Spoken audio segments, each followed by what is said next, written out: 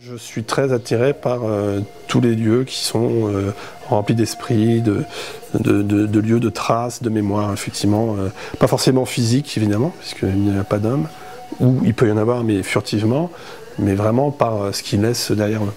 D'être en huis clos dans le lieu, c'est vraiment très important, parce que ça permet de sentir complètement les mouvements, l'âme, l'esprit du bâtiment.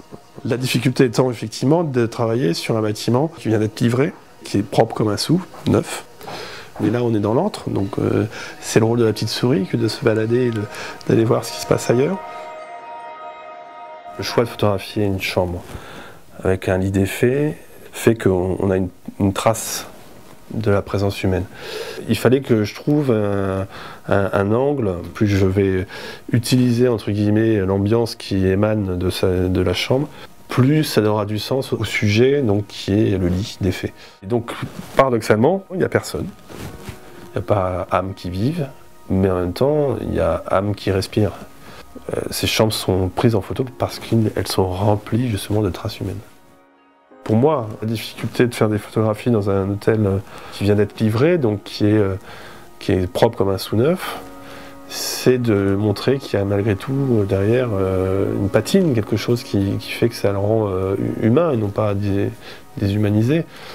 Et c'est ce doute-là qui fait qu'on essaye d'aller plus loin dans la création. C'est un paquebot. En fait, c'est un vrai paquebot. Si on veut, il y a tout ici.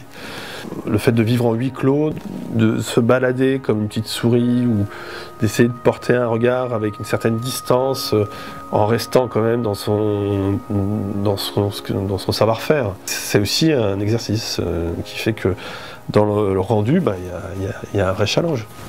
C'est le but du festival, c'est de montrer le résultat de la résidence, de la création.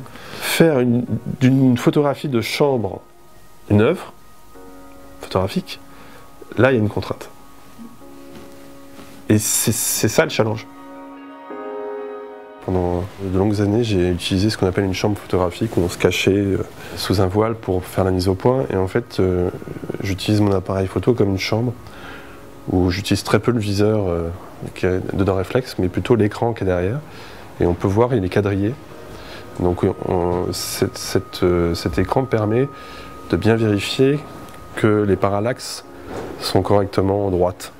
Et on se rapproche, par rapport à la volumétrie de l'image, de la volonté d'une photographie presque parfaite au niveau du cadrage.